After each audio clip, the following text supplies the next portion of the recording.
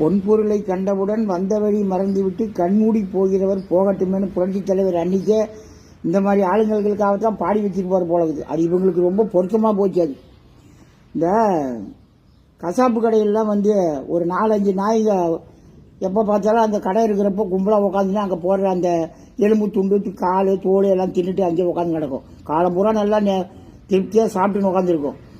அந்த கசாப்பு கடைக்காரன் ஒரு 4 நாளைக்கு கடையை முடியாத திறக்காம விட்டுட்டான்னா காலம் பூரா தின்னு கோச்சு அந்த நாய்ங்க என்ன பண்ணோம், பக்கத்தில் எதுனா கடை இருந்துச்சுன்னா அந்த கடைக்கு போய் செட்டில் ஆகிடும். காலம் பூரா அங்கே சாப்பிட்ட மாதிரி 2 நாளில் வந்துடுவோம். 5 நாள் வந்த பிறகு நம்ம இங்கே இருக்கலாம், இங்கேருந்து போகாது நினைக்காதுங்க. இல்லையா அடுத்த கடைக்கு போகலாம், நம்ம போய் அங்கே போகலான்ட்டு இங்கே விட்டு அங்கே போய் செட்டில் ஆகிடும். அப்புறம் இவன் வந்தால் கூட வராது, ஏன்னா அங்கேயே சாப்பிட்டு அங்கேயே செட்டில் ஆகிடுச்சிங்க.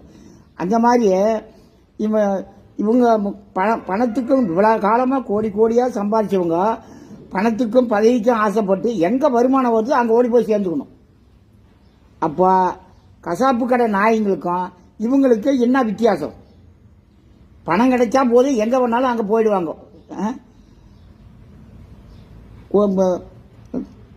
அந்த கடம்பூர் ராஜி சொல்கிறாப்புல, புரட்சி தலைவர் அம்மாவுக்கு பிற்பாடு அந்த இடத்துல இவர் விஜயை பார்க்குறாராம். ஏன் அவனுக்கு மனசாட்சி மனிதாபிமானம் நன்றி விசுவாசம் ஒன்றுமே கிடையாது அவனுக்கு. ஏன் யாரா கூட போய் ஒப்பிட்டு பேசுகிற? உனக்கு ஒன்றும் அந்த இவ்வளோ நாளாக இந்த கட்சியில் இருந்தோமே அப்படின்னு ஒரு நன்றி விசுவாசமே நீ போய் சேர்ந்து வேணான்னு சொல்ல.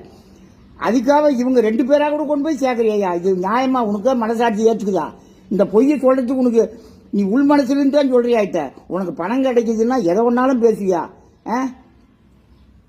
போய் எல்லாம் 4 பேரும் போய் உங்களை விஜயெல்லாம் உங்களை கூப்பிடல, புஷியானதை கேட்டுக்கின்னு நீங்கள் 4 பேரும் போய் பனைய கம்பால கேட்டாண்ட போய் கை கட்டிக்கின்னு நிற்கிறீங்க. இந்த பணத்துக்கும் பதவிக்காகவும் இந்த மானங்கட்ட பொழப்பு எடுக்கிறதுக்கு மருதமலை அடிவாரத்தில் போய் பிச்சை எடுக்கலாம். இதுக்கு அது எவ்வளவோ மேலு. அதிமுகவில் இருக்கிற தொண்டை ஒருத்தனா எவனும் மாறினதே கிடையாது. இது வரலாம் கோடியாக சம்பாரிச்சு கொள்ளையடிச்சவங்க தான் கட்சி மாறிக்கின்னு இருக்கிறாங்க. அந்த கொடியை ஒரு 10 நிமிஷம் தூக்கி கையில் பிடிச்சி பாரியா, அந்த உணர்வு உடம்புல தானாக இறங்கிடும். கட்சி விட்டு மாறவே மாட்டான். அதிமுக இருக்கிற அடிமட்ட தொண்டை மாறாததுக்கு காரணம் என்ன தெரியுமா? அவன் கொடி பிடிச்சிருக்கிறான். அவன் கொடி பிடிச்சினா அந்த உணர்வு அவன் ரத்தத்தில் கலந்து போச்சு. நீங்கள் உங்கள் கார் பேனட்டில் இருக்கிற கொடி கூட நீங்கள் கட்டினீங்களோ வேற எவனோ கட்டினானோ, அதனால தான் உங்களுக்கு அந்த உணர்வு இருக்க மாட்டேங்குது. பணம் எங்கே கிடைக்குதோ அங்கே பாங்க நீங்கள் பாட்டு தாவி ஓடி போகிறீங்க.